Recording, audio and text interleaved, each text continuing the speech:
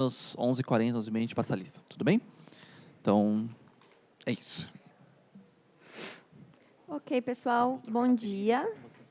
A gente vai continuar hoje falando sobre contextualidade quântica, mas antes de eu começar, eu quero só pontuar uma coisa aqui, que vocês fizeram bastante perguntas, muitas perguntas legais, mas mesmo assim, às vezes a gente ainda fica com vergonha de fazer pergunta, será que essa pergunta não é boa e tal? Então, hoje, no café, alguém chegou perto de mim falando assim, eu queria perguntar uma coisa, eu achei que talvez não seja, né, fosse uma pergunta meio idiota, e era uma pergunta muito, muito, muito boa. Então, não fiquem com vergonha, fiquem à vontade para perguntar, porque isso é parte essencial da aula, né? A aula não tem a mesma graça sem a participação de vocês, tá? Ok. Depois, no final, eu conto qual que foi essa pergunta, porque é uma discussão legal para compartilhar com todo mundo, tá? Bom, então, de novo, né, as mesmas referências que eu tinha falado para vocês na aula passada. E a gente continua começando com a mesma pergunta, né? Então, eu tenho uma teoria probabilística, eu quero entender se ela, de fato, reproduz uma característica da natureza ou se é um problema da teoria, e quero... agora, a gente já sabe que não é um problema da teoria, né? Que se eu quero eliminar as probabilidades, eu tenho que aceitar outras características que também são estranhas, então, é impossível recuperar a intuição clássica que a gente tem para a descrição desses sistemas. E hoje eu quero continuar discutindo isso, falando do que a gente falou na aula passada, mas mostrando alguns exemplos que são mais simples em certo sentido, especialmente no sentido de implementações experimentais. Então, na aula passada, a gente falou dessa estratégia aqui, né, para tentar evidenciar essas inconsistências entre as previsões quânticas e esse modelo clássico.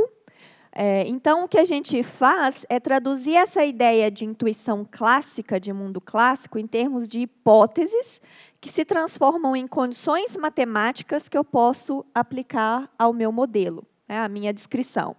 Então, quem são essas hipóteses, né, razoáveis? Primeiro, realismo, que é essa ideia de eliminar as probabilidades. Então, eu estou usando a palavra realismo no sentido de que todas as características físicas do sistema possuem valores bem definidos, que são apenas revelados para mim quando eu faço uma medição.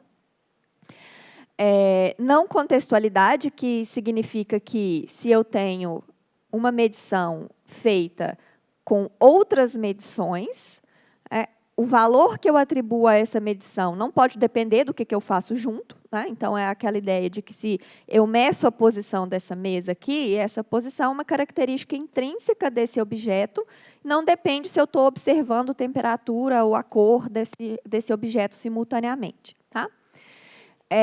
E a liberdade de escolha, que é o fato de que a própria escolha da medição não está sendo influenciada, não está correlacionada com essas variáveis adicionais que eu quero introduzir na teoria para eliminar as probabilidades. Ok, então, na aula passada, o que a gente fez? A gente olhou para estruturas de medições, né? Então, eu mostrei para vocês aquele tanto de desenhos bonitinhos, né? Aqueles grafos bonitinhos, mas o que aqueles grafos queriam capturar? Eles queriam capturar a ideia de que eu tenho medições em um sistema quântico com uma certa estrutura que era evidenciada pelos desenhos, pelos grafos, e que aquela estrutura, aquelas características daquele conjunto de medições impediam que os resultados que a gente tem na mecânica quântica fossem reproduzidos com essas teorias clássicas, independente de qual é o estado que eu escolhi. Então, é uma característica que vem dessas estruturas das relações entre as medições. Quem é compatível com quem. E, além disso, né, daquelas relações entre os operadores, porque a gente tinha aquelas somas de operadores que davam identidade ou produto.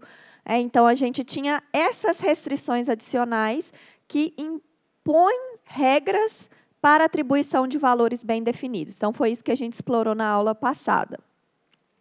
Na aula de hoje, eu vou simplificar um pouquinho isso aí. Então, a gente não vai ter aquelas estruturas super complicadas de medições, a gente vai ter estruturas um pouco mais simples. Não tem mais aquelas somas, né, que tem que dar identidade, eu vou tirar isso, né, para esses exemplos que a gente vai ver na aula de hoje, eles não incluem esse tipo de restrição. Então, nesse sentido, eles são mais simples. E a única coisa que vai importar para mim são as compatibilidades. Quem é compatível com quem? Isso ainda é essencial, tá?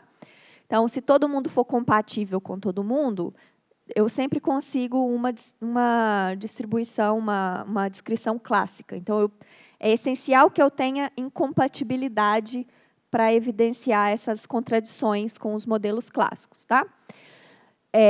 Então, agora, o que a gente vai fazer é muito parecido com o que a gente fez na primeira aula. Vocês vão ver que tem uma semelhança bem grande com o que a gente fez lá. E, de fato, o que a gente fez na primeira aula é um caso particular do que eu vou explicar para vocês aqui. Eu vou mencionar isso ao longo da aula. Então, o que a gente vai fazer é deduzir desigualdades que devem ser satisfeitas por qualquer teoria de variáveis escondidas ou qualquer completamento da física quântica que satisfaça essas hipóteses aqui, né, essas 3 hipóteses. E aí a gente mostra que essas desigualdades são violadas pela estatística obtida realizando medições em sistemas quânticos. Então, agora, a gente precisa do conjunto de medições, mas essas violações, em geral, elas só acontecem para alguns estados específicos. Então, agora a gente volta a ter essa relação medições e estado, igual a gente tinha na primeira aula, né? Não era qualquer medição, nem qualquer estado que violava uma desigualdade de Bell. Aqui, mesma coisa, tá? Então, por isso, né, por ter essa dependência do estado, a gente consegue estruturas mais simples de medições, com bem menos medições, o que facilita bastante a implementação experimental desses sistemas, né? Ok, então, a gente vai começar definindo o que a gente chama de cenário, que consiste de um conjunto de medições em um sistema físico, que eu sempre vou supor que é finito, tá? E um conjunto de subconjuntos de X, que eu chamo de contextos. Então, uma coleção de subconjuntos de C. Esses caras são chamados de contextos, e eles representam variáveis, né, ou, se a gente pensar em um sistema quântico, observáveis, que podem ser medidos conjuntamente. O que isso significa experimentalmente? É um problema mais difícil do que simplesmente colocar isso no papel, né? Então, se a gente pensar em um sistema quântico, elementos de um contexto são matrizes que comutam. Ponto. É isso que eu quero aqui. E para essas variáveis, a gente conhece uma distribuição de probabilidade conjunta, porque para elas a gente consegue fazer uma medição simultânea dessas coisas. Ok? De novo, quando a gente vai para o laboratório, o que significa isso? Né, é um problema que depende do sistema e não é trivial de resolver. Tá? Mas aqui a gente está no mundo da matemática, então a gente pode falar essas coisas. Ok. Um exemplo que eu vou usar aqui ao longo da aula, bem simples, em que eu tenho 3 grandezas ali do meu sistema, e eu tenho esses 3 contextos aqui. Então, por algum motivo, eu consigo realizar A e B conjuntamente, B e C conjuntamente, A e C conjuntamente, mas eu não consigo medir os 3 ao mesmo tempo. Tá? Esse exemplo aqui, ele não é muito bom quando a gente fala de sistemas quânticos, tá? Porque quando eu tenho contextos desse tipo aqui, todo mundo comuta com todo mundo pode ser diagonalizado simultaneamente, então A, B e C é um contexto também, vai ser tudo clássico. Mas, só para a gente entender a ideia, eu prefiro ficar num caso simples aqui, depois a gente vê alguns exemplos um pouco mais complicados. Tá? Então, esse caso aqui é sem graça do ponto de vista de sistemas quânticos, mas ele ajuda a gente a entender a ideia que está por trás do que eu estou falando para vocês aqui. Ok, então, de novo, a estrutura de o que é compatível com o que normalmente eu gosto de chamar de estrutura de compatibilidade dessas medições, é essencial. E a gente usa, de novo, aquela ferramenta de desenhar isso para ficar mais claro. Então, aqui a gente vai usar um grafo, que tem como vértices as medições possíveis, as variáveis ali no conjunto X, e eu vou ligar com uma aresta medições que são compatíveis, medições que podem ser acessadas conjuntamente. Ok? Ok. Por que esse problema é importante? Então, eu estou falando para vocês desde sempre de completamento, de física quântica e tal, mas esse problema não é importante só para nós que trabalhamos com física quântica, com fundamentos de física quântica ou com informação quântica. Essa coisa aparece em outras áreas, inclusive psicologia, sociologia. Por quê? No nosso caso, as incompatibilidades, ou as distribuições de probabilidade conjuntas para as medições aparecem porque eu tenho variáveis compatíveis e a impossibilidade de escrever essas distribuições conjuntas aparecem por causa da incompatibilidade desses caras na física quântica. Mas, mesmo em sistemas clássicos, eu posso pensar nessa ideia de cenário em que, por algum motivo, eu tenho a distribuição de probabilidade conjunta para subconjuntos dessas variáveis, mas não tenho, por algum motivo prático, uma distribuição de probabilidade para todas elas conjuntamente. Então, por exemplo, vamos supor que eu tenho um banco de dados que foi gerado a partir da resposta que as pessoas deram para 2 questionários diferentes. Esse questionário aqui e esse outro questionário aqui. Tá? Então, eu tenho a estatística da resposta dessas pessoas para as perguntas qual é o nome e qual é a idade. E também tenho a estatística conjunta para a resposta das pessoas para o nome e cidade. Mas, como eu não apliquei um questionário que tinha essas 3 perguntas ao mesmo tempo, eu não tenho a estatística conjunta para nome, idade e cidade. Tá? E aí, agora, eu quero ver, eu gostaria de saber a estatística conjunta para essas 3 perguntas.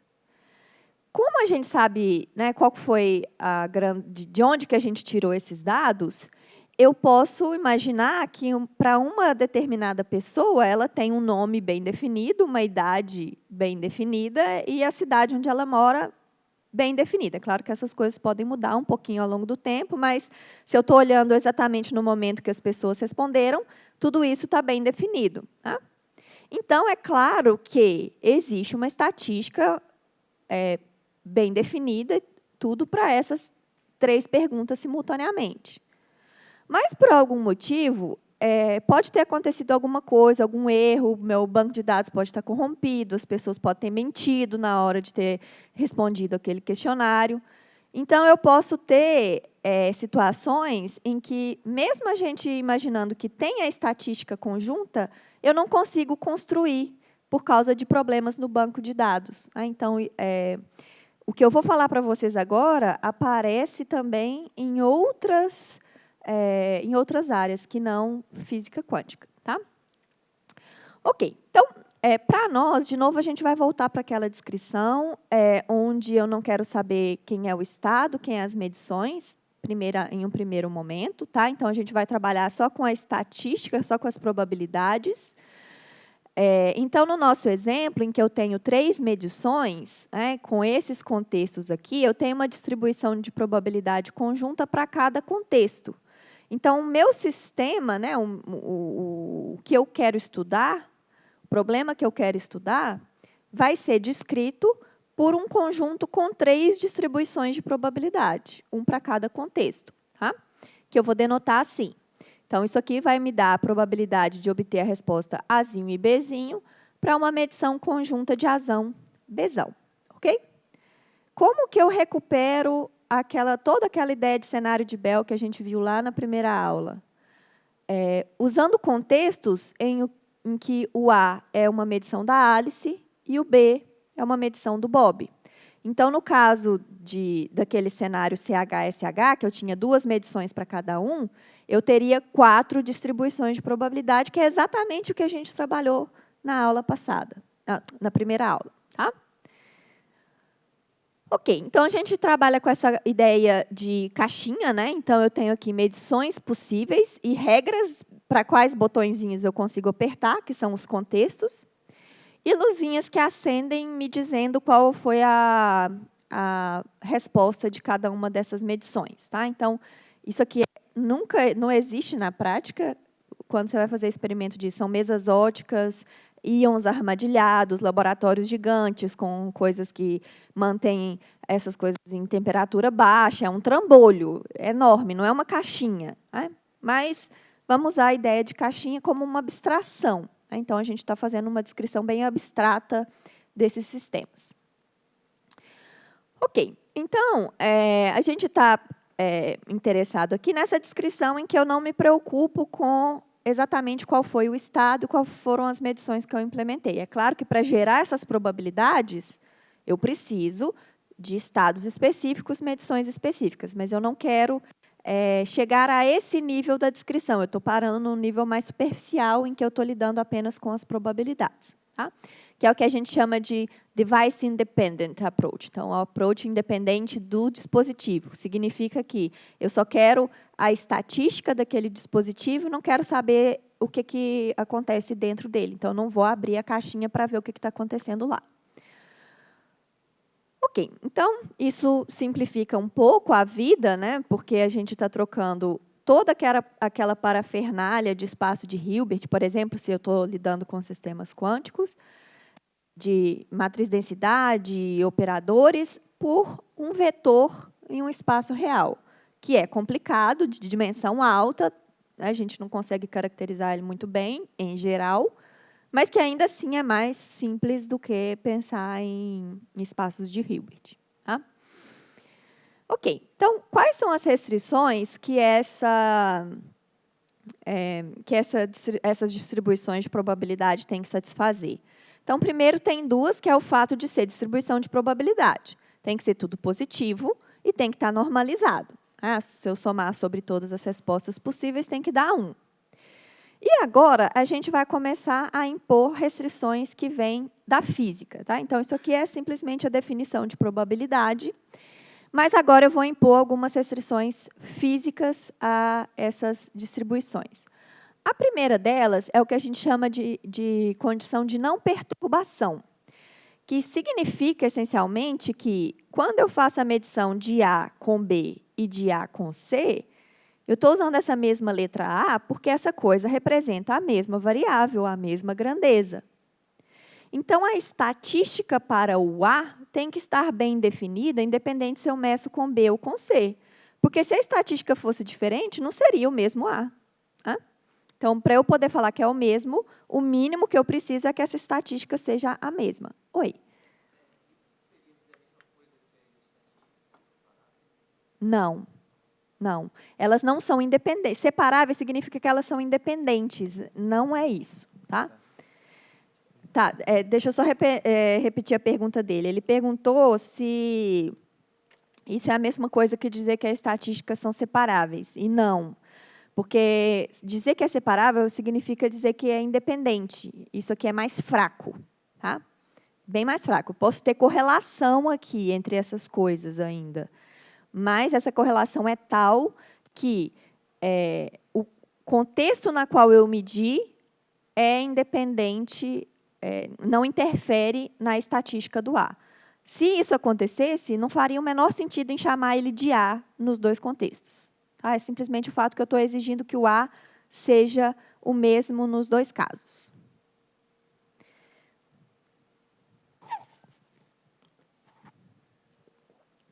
Mais perguntas, pessoal?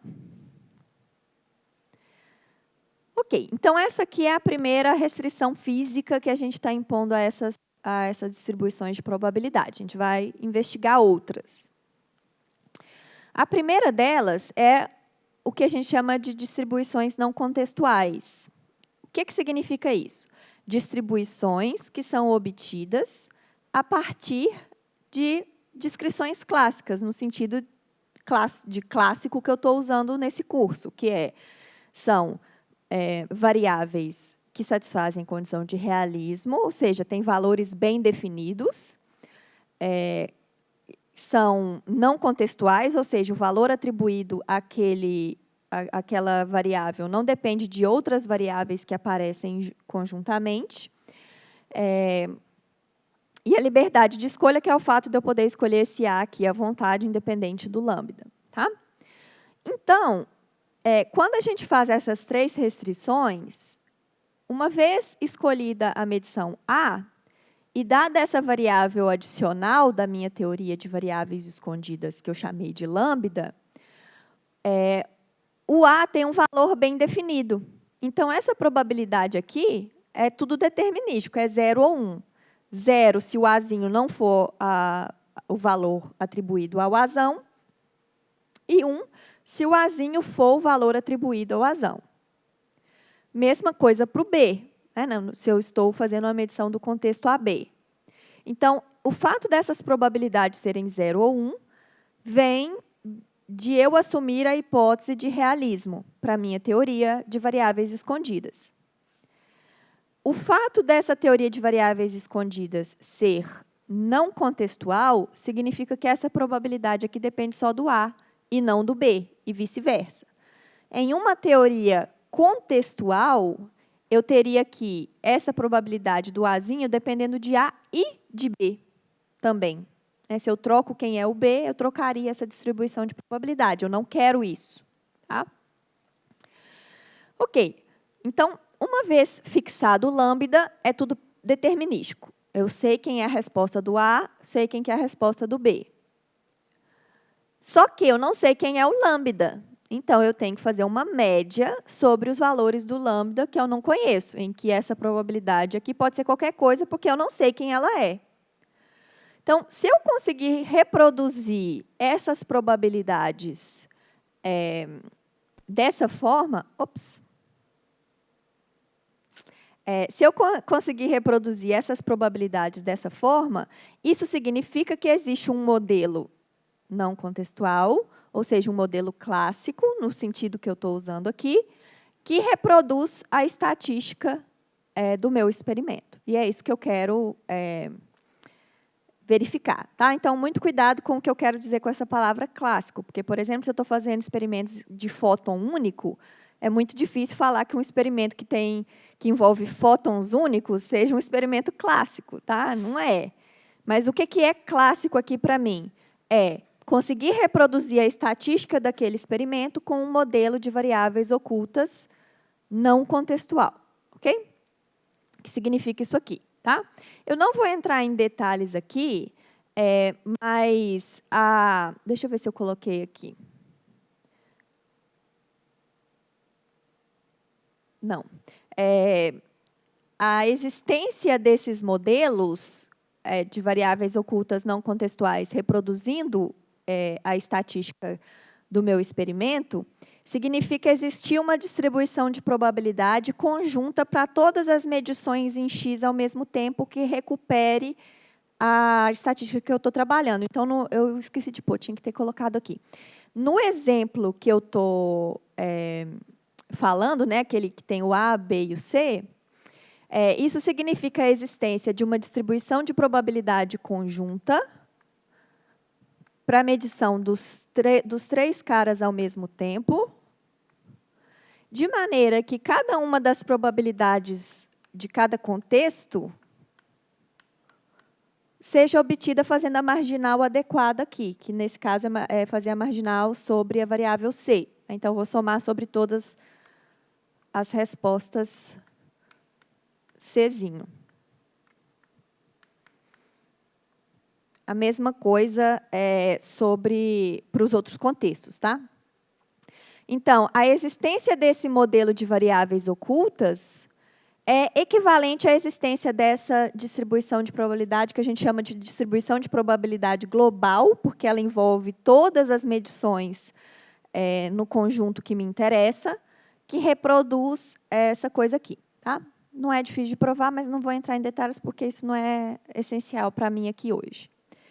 Oi. Tem, porque eu estou aqui exigindo que essas distribuições de probabilidade sejam 0 ou 1. Tá?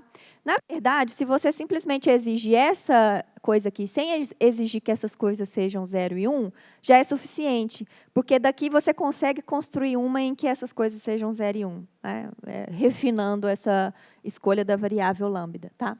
Então, realismo aparece aqui, né, nessa condição.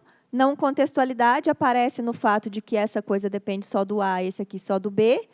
E aquela liberdade de escolha, que é aquela que eu não explorei tanto, aparece no fato de que o A é independente do lambda e o B é independente do lambda. São duas variáveis independentes.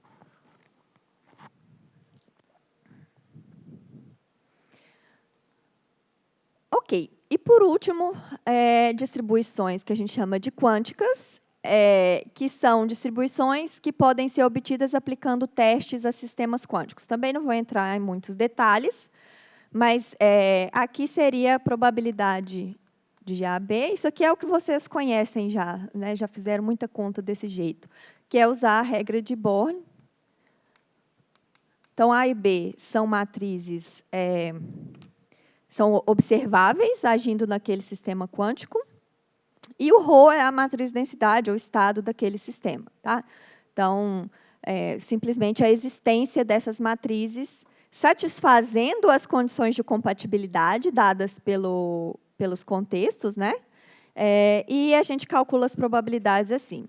Então, esses caras que satisfazem essa condição, equivalentemente essa aqui, são os caras que eu chamo de clássicos, não contextuais. Esses aqui são os quânticos, e a gente ainda tem uma outra classe, que são os não perturbantes. Tá? Não perturbação é a exigência mais fraca, então eu tenho um conjunto de distribuições não perturbantes. Dentro delas, eu tenho o conjunto quântico. Dentro do quântico, eu tenho o conjunto clássico. Tá? Então, essa aqui é a condição mais fraca. Essa aqui, em segundo lugar, é um pouco mais forte do que essa aqui, em geral. E essa aqui é a mais forte de todas, que traz mais restrições para o conjunto de probabilidades. Então, no final das contas, esses caras são conjuntos super difíceis de caracterizar. Tá? O não perturbante é mais simples, eu posso fazer isso em tempo polinomial, no número de entradas do vetor, né, das probabilidades. Então, à medida que eu vou fazendo o cenário ficar mais complexo, aumentando medições, aumentando contextos, vai ficando mais difícil caracterizar o conjunto não perturbante, que é o conjunto todo aqui, essa casinha toda, mas essa complexidade cresce polinomialmente com o número de variáveis. Esse conjunto, que não está dando para ver a cor direito, né? Era para ser um cinza aqui um cor de rosa, sei lá. Esse quadradinho cor de rosa representaria as distribuições clássicas. É fácil caracterizar no sentido de que para quem conhece um pouco mais, aí já pôs a mão na massa em programação, é um problema de programação linear, que é fácil. Por exemplo, no MATLAB, é uma linha de comando. Assim, claro que tem todas as linhas anteriores para definir quem são as matrizes, quem são as restrições, que é a parte mais complicada. Mas resolver mesmo o problema é uma linha de comando, no MATLAB, por exemplo. Só que a complexidade desse problema cresce exponencialmente com o número de entradas dos vetores. Então, rapidinho, fica impraticável realmente fazer essa caracterização. A gente consegue para cenários mais simples, mas se você vai aumentando o número de medições, fica impraticável de resolver. Você sabe o algoritmo, mas o algoritmo é ineficiente. E a gente tem o conjunto quântico, que é uma coisa intermediária, em geral. Tá? Em geral, ele contém o conjunto clássico e é menor do que o conjunto não perturbante. Em geral, ele não é o que a gente chama de um politopo, né, que é essa generalização dos polígonos para dimensões maiores. Ele tem a fronteira dele é redondinha, né, vamos dizer assim, mas também não é bonitinha igual isso aqui, não. Tá? Isso aqui é só um desenho bem para dar ideia da coisa. Achar essa fronteira aqui é muito difícil. É um problema que é conhecido como um problema não decidível, quer dizer que é difícil mesmo. Tá? Depois vocês pesquisam aí na Wikipédia o que significa ser não decidível. Então, não é que a gente não sabe resolver, é porque não tem esperança mesmo de resolver essa coisa. Então, a gente sempre tem informações parciais. E aí, é claro que a gente pode sempre desenvolver ferramentas que dão a gente a informação que a gente quer. Tá? Mas caracterizar completamente não vai rolar. Ok. Então, um exemplo é o cenário KCBS, que é o irmão mais velho do cenário CHSH, que a gente viu lá na primeira aula, que foi feito por esses caras aqui, que eu não vou arriscar falar o nome, que é um cenário que envolve 5 medições, tá? Com esses contextos aqui. Então, o A0 é compatível com o A1, o A1 é compatível com o A2, o A2 com o A3, o A3 com o A4 e o A4 é compatível com o A0. Então, a gente tem um ciclo, né? Um pentágono, como grafo de compatibilidade, que a gente chama, que é aquele desenho que mostra quem é compatível com quem. Tá? Então, para ser interessante, o 1 não pode ser compatível com 3, o 4 não pode ser compatível com 2 e assim por diante. Ok, então, nesse cenário, a gente vai fazer agora o seguinte. A gente vai olhar para essa grandeza aqui, em que esses azinhos são os valores que eu atribuo a cada uma das medições naquele cenário. Então, o que eu estou querendo fazer aqui? Estou querendo encontrar uma teoria de variáveis ocultas para explicar probabilidades que eu obtenho aqui. Tá? Lembrando que aqui eu vou ter um conjunto com 5 distribuições de probabilidade. E vou supor que cada um desses caras aqui tem 2 respostas, mais ou menos 1. Ok? Então, numa teoria de variáveis ocultas, eu vou atribuir um valor para cada uma dessas medições, que eu vou chamar do azinho correspondente. Então, azinho 0 é o valor atribuído ao azão 0, e assim por diante. E aí, eu estou exigindo que essa atribuição seja não contextual. Então, se eu atribuo o valor azinho a esse cara aqui, ele tem que ser atribuído o mesmo valor azinho quando eu faço a medição junto com A4. Isso é a hipótese de não contextualidade. Tá? Ok, então agora eu vou pegar esses valores que eu atribuí. Isso aqui não é acessível do experimento, viu, gente? Não é. Isso aqui é a minha hipótese. Eu estou investigando a existência dessa teoria de variáveis ocultas. Então, não é acessível experimentalmente. Tá? Então, é uma hipótese que eu estou querendo testar. Então, eu vou fazer essa continha aqui para esses valores. Tá? A hipótese de realismo entra no fato de eu poder escrever isso aqui, né, da existência desses azinhos.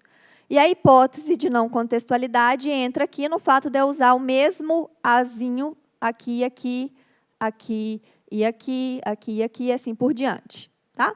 Então, poder escrever isso aqui só faz sentido quando eu tenho estou tentando fazer uma explicação por teorias de variáveis ocultas não contextuais. Tá? Se eu quero simplesmente usar a física quântica para descrever esse problema, não faz sentido nenhum escrever isso aqui, porque essas coisas não têm valores bem definidos simultaneamente. Então, isso aqui só faz sentido porque eu estou tentando escrever as coisas em termos de uma teoria de variáveis ocultas. Tá? Beleza. Essa coisa aqui, esse KCBS, tem como máximo 3 e como mínimo menos 3.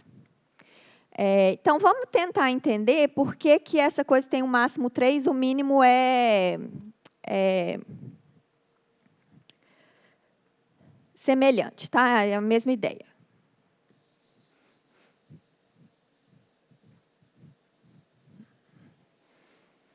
Então, eu vou fazer o produto dessas 5 coisas que estão aí, tá? A0, A1, vezes A1, A2, vezes A2, A3, vezes A3, A4, vezes menos A4, A0. Ok?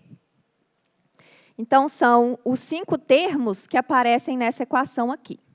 Lembrando que cada A pode ser mais ou menos 1. Bom, vocês observam que cada Azinho aparece 2 vezes aqui, né? Então, se eu juntar todas essas coisas, com o sinal de menos do último, isso aqui vai ficar A0 ao quadrado, A1 ao quadrado, A2 ao quadrado, A3 ao quadrado, A4 ao quadrado. Ops, já acabou, né? Só que esses A's são mais ou menos 1, né? Porque no meu cenário, essas medições só podem ter essas 2 respostas. Então, quando eu faço essa conta aqui com esses caras ao quadrado, todos eles dão 1. Então, essa resposta aqui é menos 1. Tá? Então, olha só, eu tenho um produto de 5 números, que podem ser 1 ou menos 1, cujo resultado é menos 1. Então, vocês concordam comigo que entre esses 5 números tem que ter pelo menos um menos 1? Pelo menos 1. Se fosse todo mundo igual a 1, o produto seria 1. Tá? Então, entre esses 5 termos aqui, pelo menos um deles é menos 1. Só que a soma máxima dos outros 4 é 4, porque eles podem ser mais ou menos 1. Então, eu tenho um menos 1 e o resto é no máximo 4. Então, essa coisa é no máximo 3. Tá claro? E aí, a gente pode fazer um raciocínio semelhante para o menos 3, mas não vou entrar em detalhes, não. Tá? É só para mostrar que essa coisa não é tão óbvio quanto a desigualdade CH-SH, né? Entender que é mais ou menos 3, mas é semelhante. Tá? Ok, isso para cada variável oculta. Então, para cada lambda, o lambda me define quem são esses A's. Então, essa coisa está entre menos 3 e 3.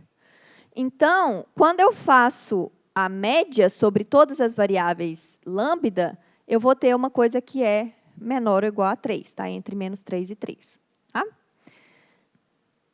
Só que, se eu pego um sistema quântico de dimensão 3, um Qtrit, se eu escolho as medições adequadas, eu consigo chegar nesse resultado aqui, que é maior do que 3. Então, com essa escolha específica de estado e medições para esse sistema quântico de dimensão 3, a gente vê que é impossível recuperar a estatística que a gente obtém com esse sistema quântico usando teorias de variáveis ocultas não contextuais. Então, é uma nova prova do teorema de Bell-Cotchin-Specker, que a gente já tinha discutido antes, mas que agora, ao invés de usar aqueles conjuntos gigantes com milhões de vetores, só precisa de 5 medições, que é muito mais amigável para quem é experimental. Se tem aqui que está no laboratório, pensa em fazer 120 medições no sistema quântico ou pensa em fazer 5. Qual que você prefere? 5, né? É bem mais amigável. E, de fato, as primeiras implementações experimentais que a gente tem são justamente desse cenário aqui. Tá? Ok. Então, de novo, a gente tem uma outra demonstração do teorema de Bell-Cotchin-Specker, agora um pouco mais simples, né? Porque a gente precisa de menos medições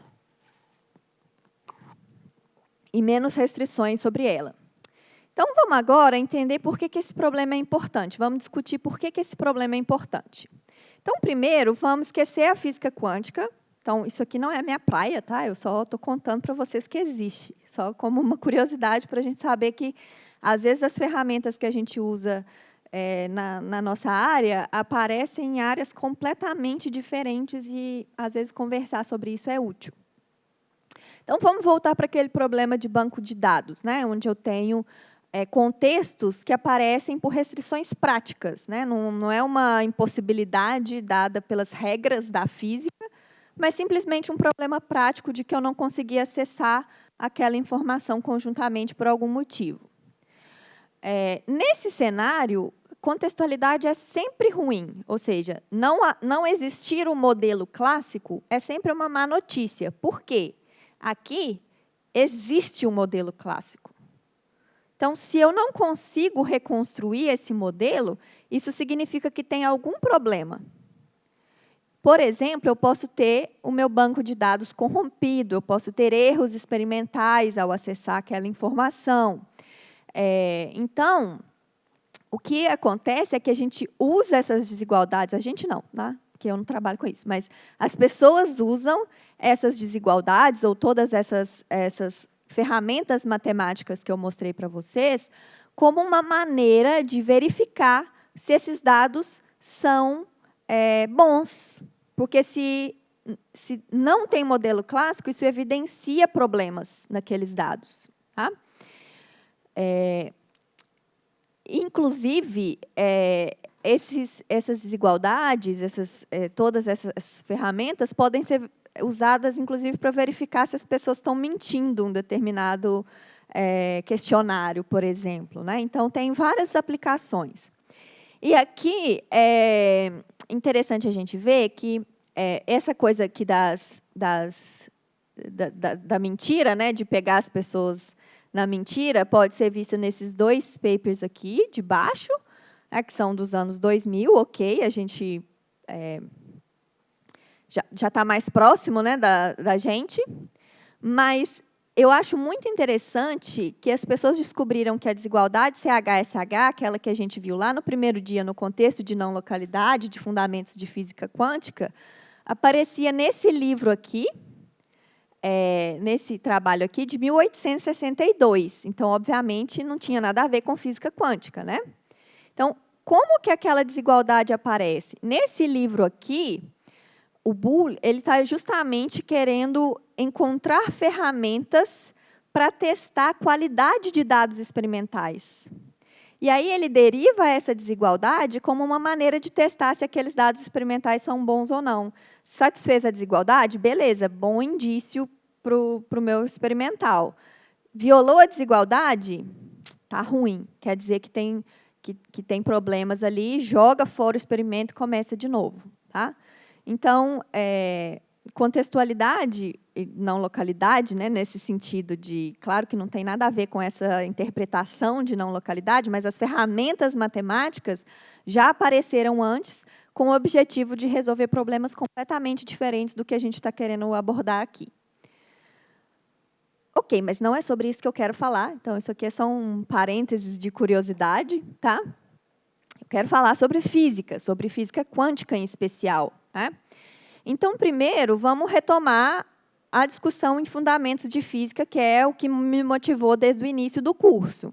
Então, onde que contextualidade surge na discussão de fundamentos de física e por que ela ainda é importante nessas discussões? Bom, então, de novo, né, recapitulando o que a gente já falou 1000 vezes, então, a contextualidade é importante naquela discussão de por que se a física quântica é uma descrição completa ou se é possível encontrar uma outra descrição mais refinada, né, que eu chamo de completamento da física quântica, que elimine as probabilidades. Né? Então, será que é possível? Né? Será que a gente consegue encontrar uma Fuller One? Será que dá para completar a física quântica dessa forma? Então, a gente já discutiu várias demonstrações diferentes de que a resposta é não, a não ser que eu permita outras características igualmente estranhas para essa teoria. E agora, com essa linguagem moderna que a gente tem hoje, que eu acabei de mostrar para vocês, essa pergunta se resume à pergunta se isso fosse possível, o conjunto de distribuições quânticas estaria contido no conjunto de distribuições não contextuais. Mas a gente sabe, já viu, que não é o caso e a gente tem maneiras de transformar essas hipóteses de existência de teorias de variáveis ocultas não contextuais em restrições matemáticas e verificar se essas restrições matemáticas se aplicam às previsões quânticas. E a resposta é não, não se aplicam. Então, isso aqui não pode acontecer. Né? Como a gente viu, o conjunto quântico é maior do que o conjunto clássico. Tá? Ok. Então, até agora, a gente estava usando contextualidade como uma maneira de entender as diferenças entre o conjunto quântico e o conjunto clássico. Eu queria saber se era possível incluir o conjunto quântico ali dentro. A gente sabe que não. O conjunto quântico tem aquela barriguinha, em geral, para fora do conjunto clássico. Tá? Isso aí já está bem estabelecido, todo mundo conhece bem. E agora o que a gente faz como uma comunidade que trabalha nisso, agora eu me incluo dentro disso, porque agora isso diz respeito ao que eu faço de fato no meu dia a dia, né, como pesquisadora e no dia a dia do meu grupo. Agora a gente vai usar a contextualidade para entender outros aspectos da física quântica. A gente já sabe que é diferente da física clássica. Mas agora a gente pode explorar essas características para responder outras perguntas. Então, uma delas é o seguinte: eu sei que, matematicamente, o conjunto maior possível que eu posso considerar é aquele conjunto não perturbante, que eu sei que é maior do que o conjunto quântico. Então, agora, ao invés de me preocupar entre a diferença do quântico com o clássico, eu quero olhar para o outro lado. Qual que é a diferença do quântico para o não perturbante? Por que a física quântica não me permite ocupar aqueles outros espaços e me limita àquele conjunto pretinho que eu tinha ali? Tá? Isso foi o que eu fiz no meu doutorado, e a implicação disso, né, as respostas que a gente pode obter para isso, que estão longe de ser satisfatórias, podem dar a gente luz em vários aspectos da física quântica. Primeiro, a gente entender melhor a teoria, o que fisicamente implica essa estrutura de espaço de Hilbert, essa estrutura matemática que a gente usa. Será que a gente consegue entender princípios físicos que implicam essa estrutura toda? E, olhando de uma maneira mais ambiciosa para isso, pode ajudar a gente a entender que características uma outra teoria mais geral que a física quântica, que pode, por exemplo, levar à unificação da física quântica com a relatividade geral, precisa ter. Ou que características da física quântica a gente precisa abandonar para conseguir fazer essa unificação? A gente está muito longe de ter essas respostas, tá? Mas é um programa que tem como um objetivo final tentar entender um pouco melhor essas questões. Então, o que a gente vai fazer é utilizar a contextualidade para entender quais são as diferenças entre a física quântica e outras teorias de probabilidade que a gente pode inventar da nossa cabeça, que a gente chama de teorias de probabilidade gerais. O que a física quântica tem de especial? Tá? Oi. Estou pensando no princípio da incerteza. Porque você tem variáveis, energia, tempo, posição, momento, que obedecem a uma desigualdade. Então, será que isso é um exemplo disso aí? Isso é um ótimo exemplo. Tá? E, de fato, um dos trabalhos que a gente tem hoje, tentando buscar esses princípios que explicam a física quântica, vão justamente nessa direção de tentar limitar esse princípio da incerteza. Será que a gente tem essas relações de incerteza entre os observáveis da física quântica implicam toda a estrutura que a gente tem hoje? Então, a gente tem algumas respostas parciais para isso, e não é totalmente claro o que isso, de fato, implica. Então, isso, com certeza, limita o conjunto. Então, se eu exijo que os observáveis satisfaçam certas relações de incerteza, eu saio daquele conjunto grandão para um conjunto menor. Mas a gente ainda não sabe se esse conjunto menor é o conjunto quântico. Porque quando a gente pensa numa desigualdade para essas variáveis, a gente pensa numa medida que vai ser feita em coisas muito pequenas. Mas, de alguma forma, a incerteza, a medida, ela pode também estar associada com uma não localidade da própria teoria, que a gente intuitivamente tem a impressão de ter a ver com alguma coisa muito distante, muito grande. Então, sim, isso é um caminho mas a gente ainda não tem respostas definitivas. Especialmente porque existem essas teorias de probabilidade geral, que são coisas matemáticas que a gente consegue inventar, não tem nenhuma evidência experimental de que isso, de fato, é uma boa descrição da natureza, mas a gente inventa matematicamente só para explorar essas diferenças. Essas outras teorias também incluem relações de incerteza. Então, essas relações de incerteza não são específicas da física quântica. Mas, agora, um caminho é justamente tentar entender se existe alguma restrição nessas relações de incerteza que só a física quântica satisfaz. É uma pergunta para a qual a gente tem algumas respostas parciais, estamos longe de saber se isso vai funcionar, mas é uma pergunta muito boa, porque, de fato, é um problema que está sendo estudado na comunidade.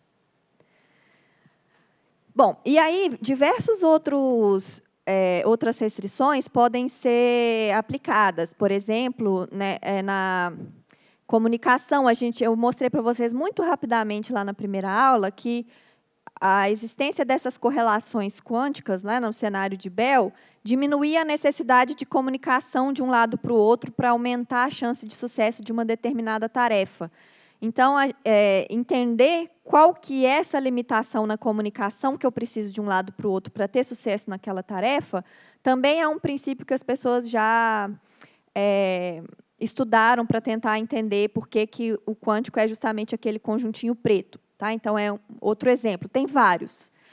Todos eles limitam o conjunto, alguns deles chegam muito perto do conjunto quântico, mas a gente ainda não conseguiu recuperar o conjunto quântico como um todo. Tá? Ok. Então, para quem está interessado um pouco nesse problema, eu recomendo fortemente essa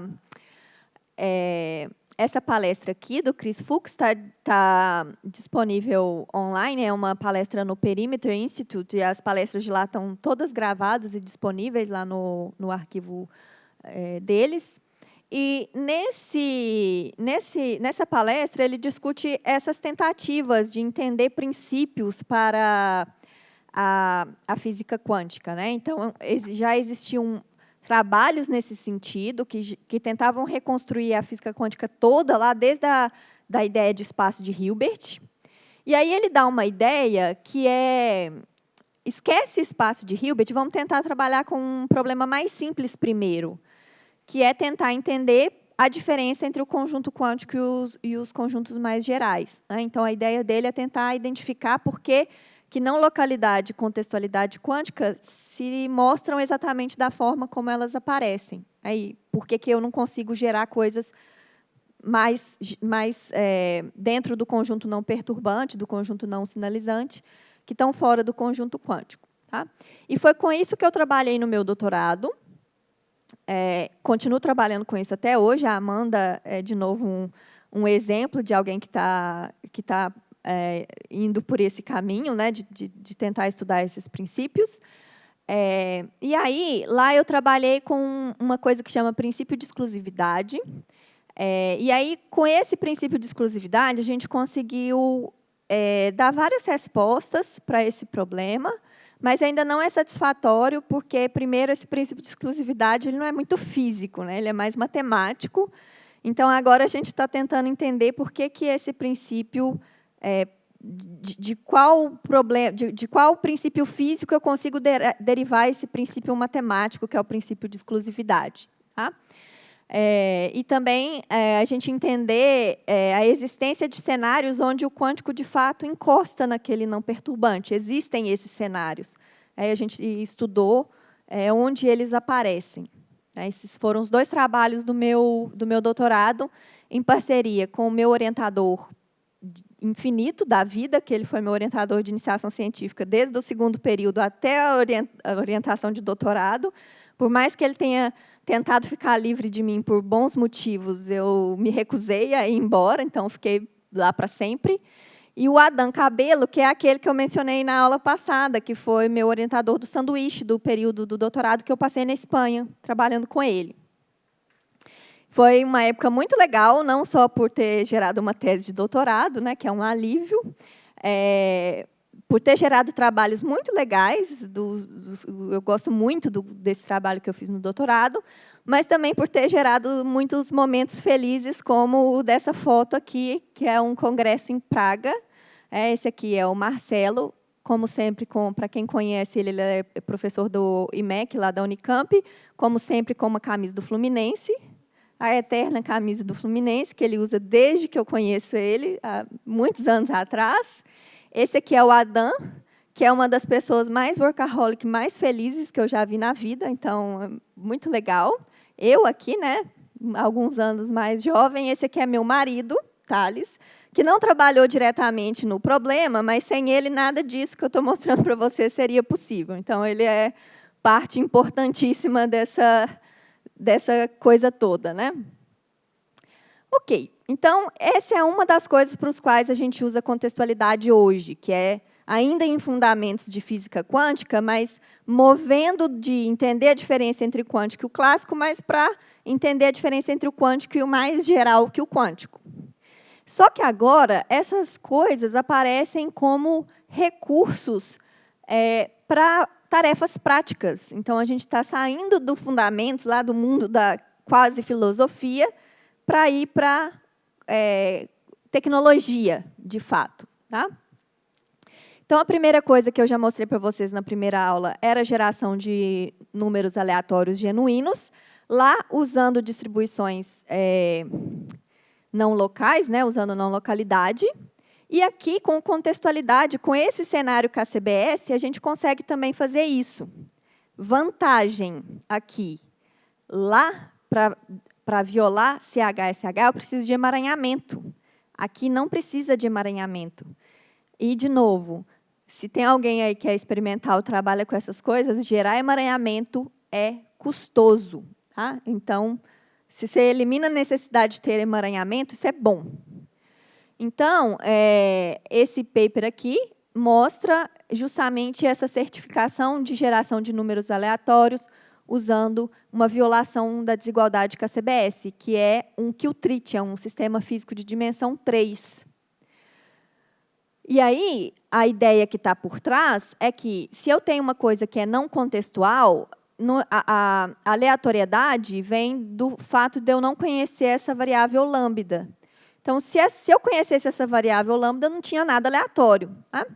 Então, em princípio, se essa coisa é não contextual, ela não é essencialmente aleatória.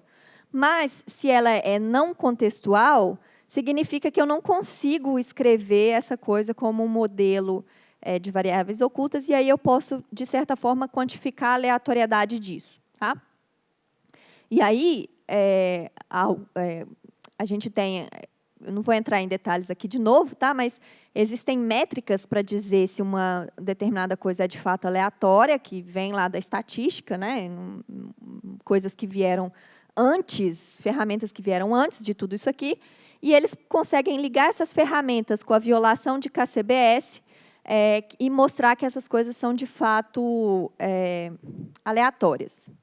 Isso é o que a gente acreditava. Né? Recentemente, apareceu um paper mostrando que é impossível, ou argumentando que é impossível diferenciar isso aqui desses números pseudo-aleatórios que a gente usa no dia a dia. Eu ainda não sei qual que é o final dessa história, né, e a ver ainda se isso aqui se sustenta e esse paper tem alguma coisa falha, ou se o paper, de fato, provou que isso aqui não adiantou nada. Tá? Então, ainda é coisas que a gente precisa entender melhor. Mas, de novo, essa geração de números aleatórios é comercial, você consegue comprar na internet. Se você tiver dinheiro suficiente. Ok. Outra coisa é o aparecimento de contextualidade como um recurso para a computação quântica. E aqui tem esse paper, que é um dos primeiros que apareceu nesse sentido. E aqui, de novo, eu vou começar falando mal da nomenclatura que as pessoas usam, que é esses estados mágicos, tá? Que eu vou explicar o que é. E para vocês entenderem qual que é a ideia por trás, primeiro a gente precisa entender o que é a computação quântica via circuitos. Tá? Então, em um circuito, imagino que vocês já tenham se deparado com uma figurinha desse tipo aí, né? Agora a hype da computação quântica, todo mundo já viu uma figurinha desse tipo aí na vida. O que essa figurinha significa? Cada linha dessa figurinha é um qubit, e o tempo flui daqui para cá. Então, aqui é o estado inicial. À medida que o tempo corre, eu vou percorrendo essas linhas nessa direção, e aqui é o final da computação. Cada caixinha dessa aqui é uma operação unitária, uma transformação unitária, que eu estou aplicando cada um dos meus qubits. Essas linhas aqui significam operações conjuntas. Então, essa operação está agindo no primeiro e no terceiro qubit conjuntamente. Então, é uma unitária de um sistema de 2 qubits, uma matriz 4x4. Tá? No final, eu faço uma medição, e essa medição aqui, após um processamento, vai me dar a resposta da minha computação. Ok, então isso é a computação quântica baseada em circuitos. Né? Então, aqui a gente tem uma explicação ali dos símbolos que aparecem nesses desenhos, nesses circuitos. Uma coisa que é essencial, que a gente ainda não tem implementado nos computadores quânticos, por mais que tenha esse boom aí, né, de temos computadores quânticos melhores, e de fato temos, né, a gente rompeu uma certa barreira experimental muito importante, mas uma outra barreira que é essencial, que a gente ainda não tem, que é correção de erros. Por exemplo, você vai usar seu computador lá na sua casa. Hoje em dia não tem muito desktop, né? Quase ninguém tem. Mas na minha época, né, de estudante, muitos e muitos anos atrás, estava lá o desktop, seu cachorro estava em cima, você punha o pé em cima, né, o negócio estava lá a 40 graus e ele funcionando bem. Porque tudo empoeirado, né? Por que mesmo assim essas coisas ainda funcionam? Porque tem uma correção de erros muito, muito brutal. Então, hoje em dia, esses equipamentos eles têm na casa de um erro a cada 10 a 17 operações. É muita coisa, né? Eles são muito bons. De vez em quando dá uma tela azul lá, né? Mas pelo tanto de coisa que a gente usa neles, tá bom. Nos melhores computadores quânticos, né, depois dessa barreira que a gente quebrou por volta de 2019, com o resultado da Google e a IBM seguindo bem de perto, as duas competindo, aí agora a Amazon e outras, os melhores computadores quânticos é um erro a cada 200 operações. Então, assim, o nível é diferente, a diferença é gigantesca. Essencialmente porque a gente não tem correção de erros. Fazer correção de erros para sistemas quânticos é difícil. E aí, qual que é a ideia? Deixa eu voltar lá no meu circuitinho. Como que a gente escreve circuitos quânticos quando a gente aprende isso pela primeira vez? É meio que uma convenção de que você sempre começa com todos os seus qubits no estado 0. E aí você pode fazer qualquer unitária, de 1, 2 qubits, qualquer coisa, qualquer operação permitida pela física quântica, você pode fazer ali. Mas, para fazer correção de erros, essa não é uma ideia muito legal, porque você precisa corrigir qualquer unitária. Então, qual que é uma das ideias para fazer correção de erros? Você limita quais são as unitárias, porque aí você pode corrigir essas operações específicas, mas quando você faz isso, você perde o que a gente chama de universalidade desse modelo de computação, ou seja, existem computações que você não vai conseguir fazer. Para recuperar a universalidade, para você conseguir gerar todos os algoritmos quânticos possíveis, você precisa tirar essa suposição de que você começa com todo mundo no estado 0. Então, você limita as unitárias possíveis, mas você permite que você comece com outros estados aqui. Tá? E esses estados que permitem com que você recupere a universalidade da sua computação são conhecidos, infelizmente, pelo nome de estados mágicos. Tá? Porque eles são estados legais que te permitem levar a universalidade de novo, né? E aí, essa mágica desses estados virou um recurso, né? Porque ela serve para você conseguir uma coisa muito interessante. E aí você pode quantificar a mágica. Adivinhem como chama o quantificador de mágica? Mana. Então, vocês conseguem achar na PRL um paper que deve ter tipo 100 vezes a palavra mágica e 100 vezes a palavra mana. Pois é. Então, assim, a gente jogou muito RPG na nossa infância e agora a gente está trazendo isso para a nossa vida profissional e não acho que é uma boa ideia, né? De novo, toda vez que você fala mágica, surge um charlatão para usar isso aqui como para uma coisa que não deveria, né? Uma coisa de pseudociência. Mas tudo bem. Então, aquela mágica lá tem a ver com isso. E o que eles provaram naquele artigo? Que, para um estado aqui recuperar a universalidade, a estatística que eu obtenho aqui no final, dado esse circuito, né, essas medições que eu posso fazer no final, tem que ser contextual. Tá? Então, a contextualidade está relacionada com a mágica, né? Com o fato de eu recuperar o poder da computação quântica para aquele circuito. Tá? Então, para recuperar a universalidade desse modelo, a gente permite que a gente tenha estados iniciais diferentes, restringindo as unitárias que são usadas no circuito.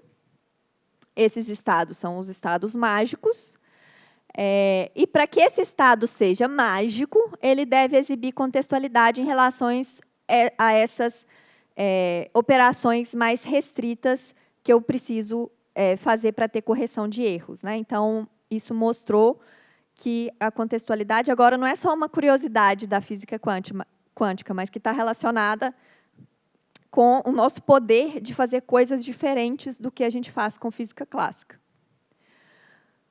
Ok, então a ideia essencial por trás desse artigo, por trás desse resultado, é essencialmente argumentar que se a estatística obtida por um determinado estado é não contextual, existe um modelo de variáveis ocultas capaz de explicar esse cara e, portanto, essa estatística pode ser simulada classicamente. Então, essa é a ideia. Ok? Por isso, você precisa de contextualidade para ter essa universalidade.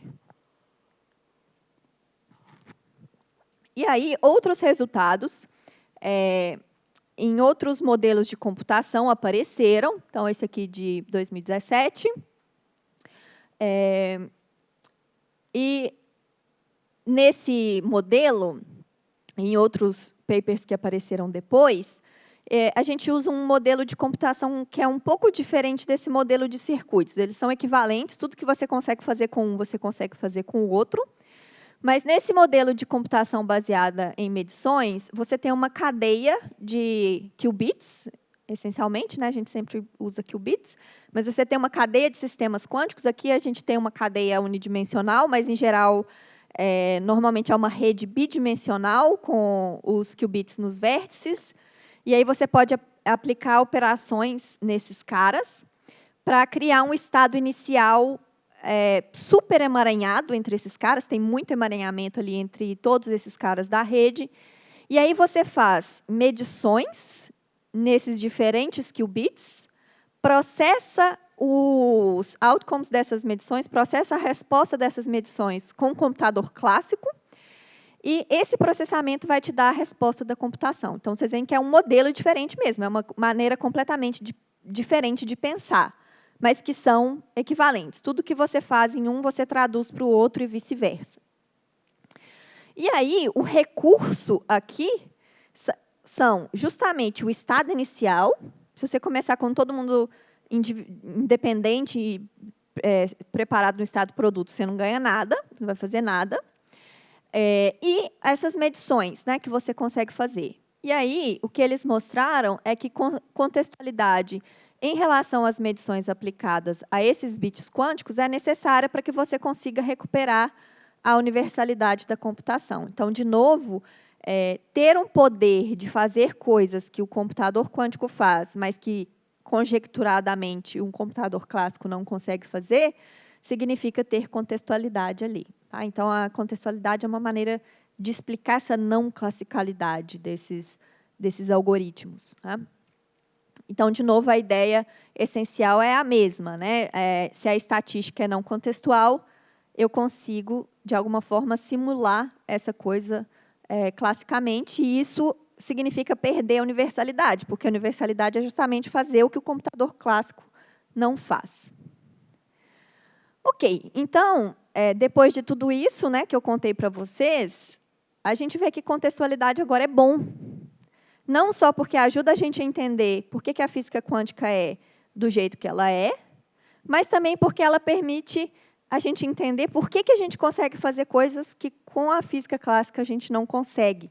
Então, a gente vê agora a contextualidade, não localidade, como recursos, tendo uma visão bem prática dessas coisas. Né? Eu quero gerar isso porque isso vai me permitir fazer coisas práticas que com os modelos clássicos, com as probabilidades clássicas, eu não consigo. Tá?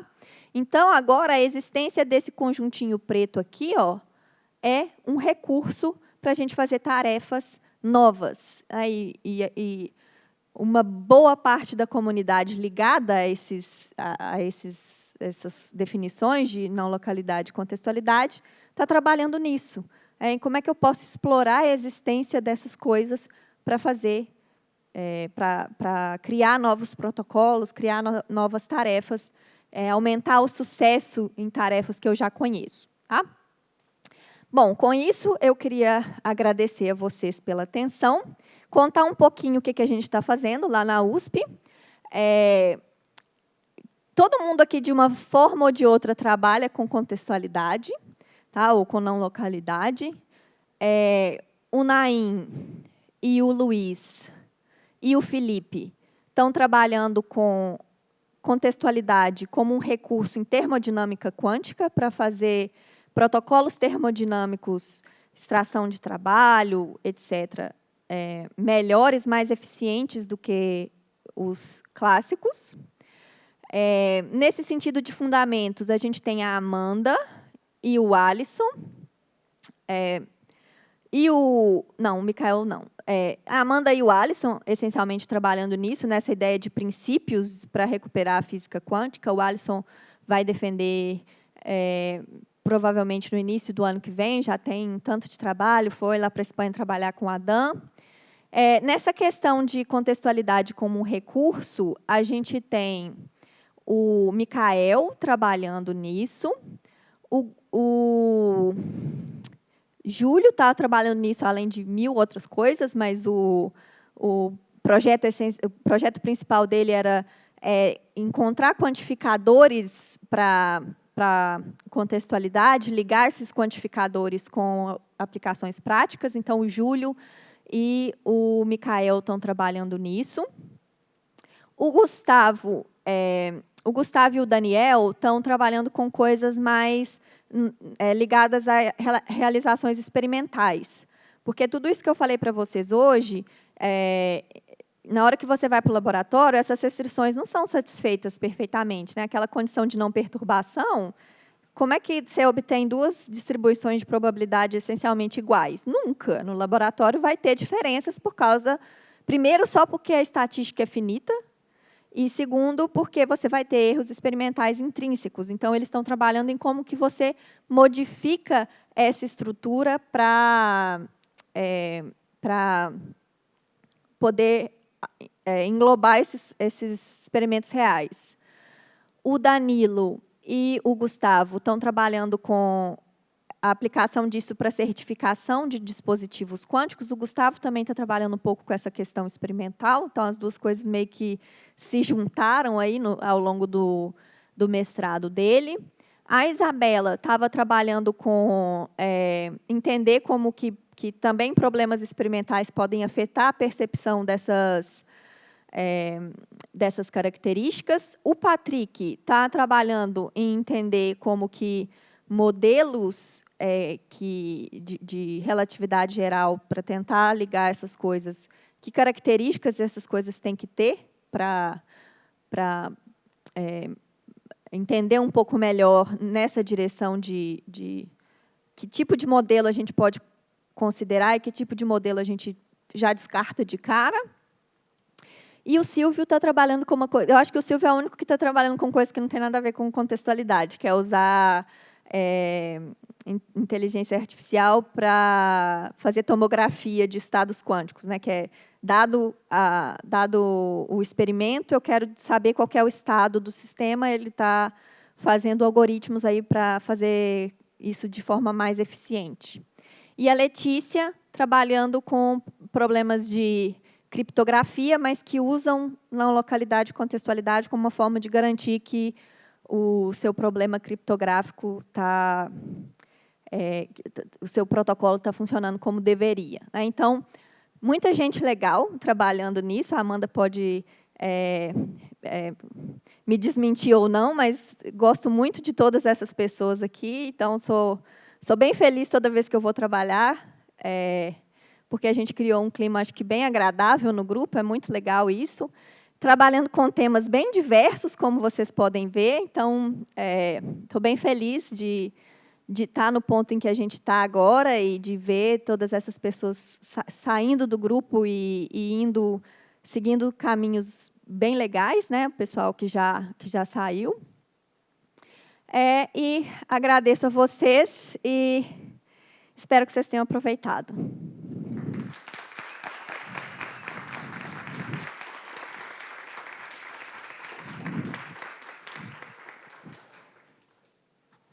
Perguntas, pessoal? E os outros dias eu atrasei, a culpa é dela, tá? Então, mas ela é muito fofa, ninguém vai ficar brava com ela. A pergunta é sobre... eu tinha o dever de casa, eu esqueci de novo. Então, vocês vão ter que me mandar um e-mail e eu respondo outro dia, que não hoje. A pergunta era uma pergunta muito boa, que foi a pergunta da Anne. Ela perguntou o seguinte: lá na primeira aula, eu falei várias e várias vezes, mas Alice e Bob têm que estar espacialmente separados. Alice e Bob têm que estar espacialmente separados. Alice e Bob têm que estar espacialmente separados. O que significa isso? Um está aqui, o outro está aqui, é suficiente? Um está aqui, o outro está lá na China, é suficiente? Um está aqui, o outro está lá na Lua, é suficiente? O que é, na prática, estarem espacialmente separados? Então, a resposta é que, essencialmente, o que eu preciso é que a escolha de medição da Alice, o processo de medição da Alice e o processo de medição do Bob ocorram antes que um sinal possa viajar de um lado para o outro. Então, a diferença de tempo entre o processo de medição, escolher a medição, obter a resposta para a Alice e para o Bob, tem que acontecer antes que a luz possa viajar de um lado para o outro. Então, eles têm que estar separados espacialmente, de modo que a diferença de tempo entre essas duas medições seja menor do que o tempo que a luz demora para viajar de um lado para o outro. E por que essa pergunta é muito importante? Claro que, para aplicações práticas, isso tem pouca relevância, porque eu estou simplesmente querendo gerar uma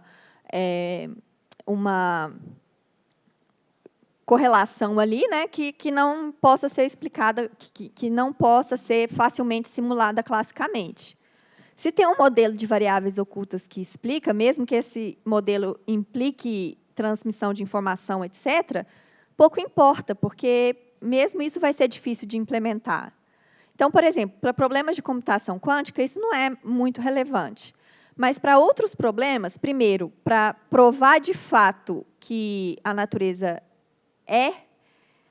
não pode ser explicada por teorias de variáveis ocultas não contextuais, eu preciso garantir essa condição. E isso não era feito nos primeiros experimentos, porque você observa que a velocidade de medição ali tem que ser muito rápida, ou então a distância tem que ser muito grande.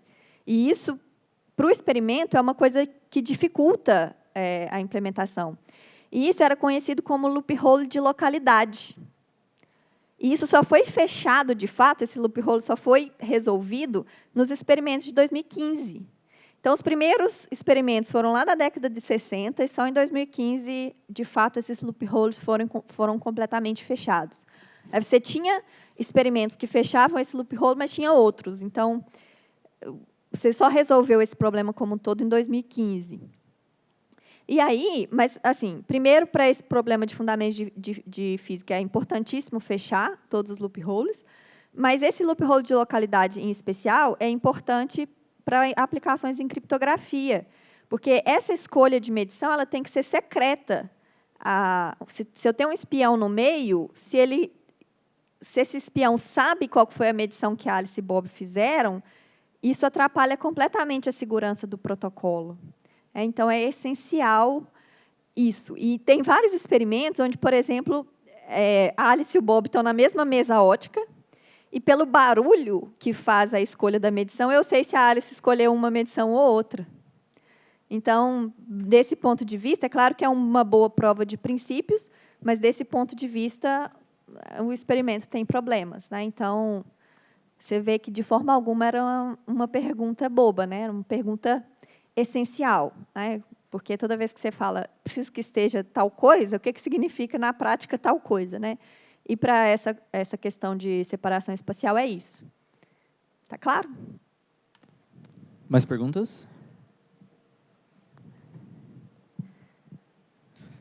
Você estava falando sobre a coisa do conjunto universal de operadores, e aí eu fiquei com a dúvida, não tem como definir esse conjunto universal de operadores unitários sem falar sobre o estado inicial? Tem. Só que aí você precisa... Então, é o modelo original. Deixa eu ver se eu volto lá no circuitinho. Como que a gente aprende originalmente essa computação quântica via circuitos? Eu começo sempre com o mesmo estado. Então, eu dou 0 importância para o estado. Tá? E permito todas as unitárias possíveis. Aqui, como o meu circuito tem 4 qubits, eu permito todas as unitárias possíveis de 4 qubits. Qualquer coisa é possível. A gente pode provar que existe um conjunto menor a partir do qual você consegue construir todas. Tá? Então, você não precisa, no seu laboratório, ser capaz de implementar infinitas matrizes. Mas você tem bloquinhos essenciais a partir do qual você constrói as outras, igual Lego. Você vai montando e gerando as outras. Então, aqui a gente dá 0 importância para os estados, mas dá completa liberdade para quais unitárias você vai usar aqui. Agora, para você fazer correção de erros, de maneira prática, as únicas formas, ou melhor, as formas mais fáceis que a gente conhece, fáceis assim, gente? Não tem ainda, mas os que têm mais chance de ser, de fato, implementado, elas vão no sentido de restringir essas medições.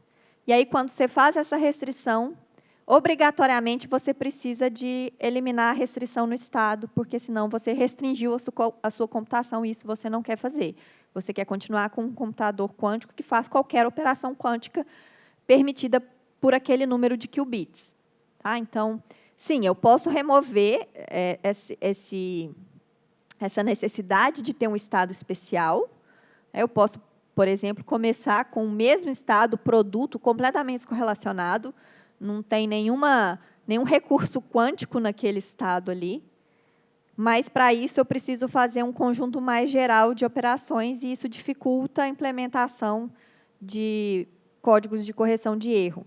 Então, é mais fácil, experimentalmente, restringir aqui as operações e ser capaz de produzir estados mais complexos, do que deixar assim, fazer qualquer medição e não se importar com o estado que está entrando ali. Era nesse sentido a sua pergunta? Não sei se eu entendi bem. Sim, eu não tinha entendido que é uma questão experimental, Isso. Por causa da correção de erro. Não, se você é capaz de implementar qualquer unitária, não importa qual o estado que está entrando ali. Porque, se você precisa de um estado específico, você prepara esse estado com as unitárias que você tem, essencialmente. Mas, agora, pensando do ponto de vista de aplicar, de fato, essas coisas, né, no mundo real. Primeiro, você quer fazer correção de erros, ou então, às vezes, na hora de você implementar essas operações, você não vai conseguir implementar ou fazer no seu laboratório um conjunto de operações muito grande. Você vai ter restrições ali. Então, toda essa ideia, né, de mudar para estados mágicos, não sei o quê, surge dessa necessidade de simplificar a vida do experimental. Tá? Se você consegue fazer qualquer coisa, você não precisa preocupar com isso. É porque o conjunto universal, na verdade, ele tem uma tolerância. Ele constrói qualquer estado até uma tolerância pequena, né? Que tem isso, certo? Não. Se você permite qualquer unitária aqui, na teoria, né, você consegue construir qualquer estado de 4 qubits. Quando você vai para o experimental, vai ter erro. Como é que eu corrijo esses erros? A gente não consegue fazer. Tem os códigos de correção de erros, mas eles implicam restrições nessas coisas aqui. Aí vem a necessidade de mudar o estado. Certo. Mais perguntas? Aqui embaixo. Peraí. Pode ir. Você quer ir primeiro? Pode ir.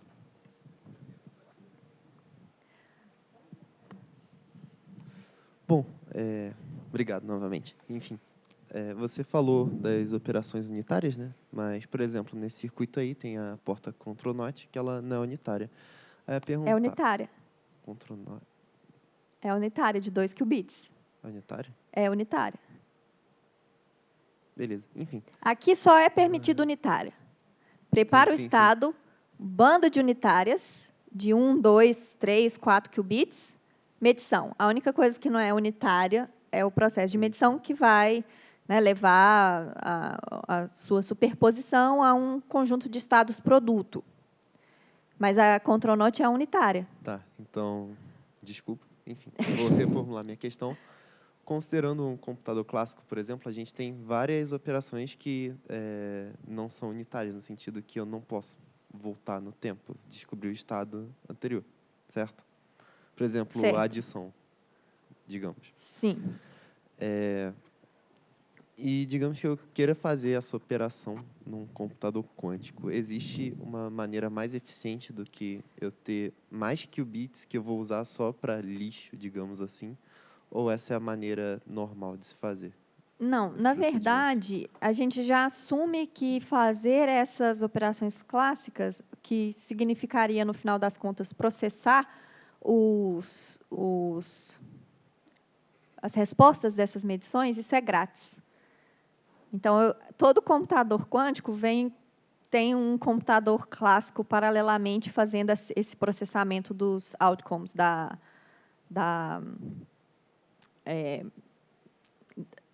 sua computação. Então, a gente inclui isso como um recurso que já funciona aqui, né?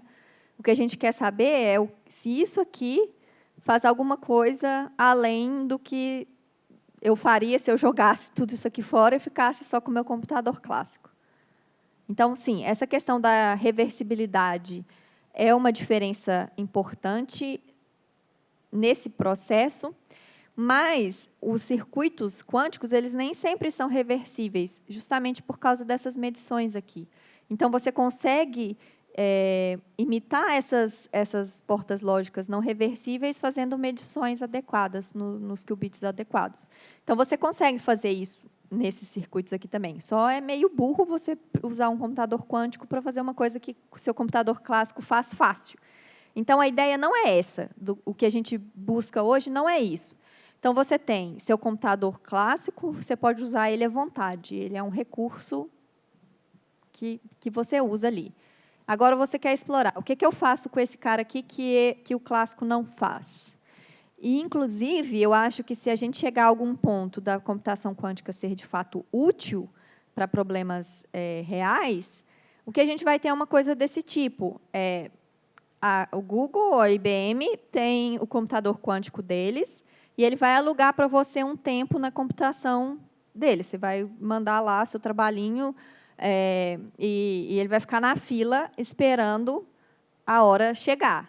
né, do computador está disponível para você. Você vai pagar muito caro, porque manter esses dispositivos funcionando é muito caro. E aí você não vai querer usar o computador quântico da Google para fazer uma operação que o seu computador clássico faz, porque você vai jogar dinheiro fora. Então, o que você vai fazer? Por exemplo, o algoritmo de Shor. Quem aqui já ouviu falar? Né? Acho que muita gente já deve ter ouvido falar. É o algoritmo que fatora números inteiros em tempo polinomial, enquanto que em computador clássico o algoritmo conhecido usa tempo exponencial. E ele pode ser usado para quebrar vários protocolos de criptografia usados hoje. Por exemplo, a criptografia RSA. Esse algoritmo de Shor, ele tem um tantão de coisa que vai lá em teoria de números, né, para fazer esse problema de fatoração. E tem um pedacinho que chama transformada de Fourier discreta. É esse pedacinho que é difícil de fazer classicamente. E esse é só um pedaço num algoritmo gigante.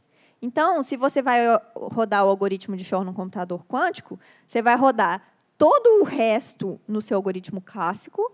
A hora que chegar nesse pedaço difícil, você roda no computador do Google, paga lá uns milhões de dólares para poder usar, e aí ele vai te dar a resposta e você continua a sua computação clássica. Então, a ideia não é tentar fazer com isso o que o computador clássico faz. Você não vai... Você pode querer fazer isso, mas, na prática, não é isso que interessa. Que eu imagino, por exemplo, no futuro, algum futuro talvez distante, que a gente esteja usando isso. Talvez a gente queira criar algoritmos que misturem tanto partes unitárias quanto não unitárias, e isso tudo vai estar muito preso um no outro, de forma que eu não vou conseguir separar uma parte do código para fazer em uma ocasião. Pode acontecer, de fato, isso, né? Mas o fato é que qualquer coisa que você roda no computador clássico, você roda aqui. A parte não unitária dessas coisas aparece nas medições. Tá? Então, você consegue fazer. Mas, até hoje, os algoritmos que a gente conhece de aplicação prática, você consegue identificar exatamente qual que é a parte que você precisa do computador quântico. E aí você faz essa separação. Vai rodar no computador quântico só o que, de fato, é essencial. Porque você não vai pagar milhões de dólares para fazer uma coisa que o seu computador lá com um gato em cima faz. Né? Não é muito esperto. Obrigado.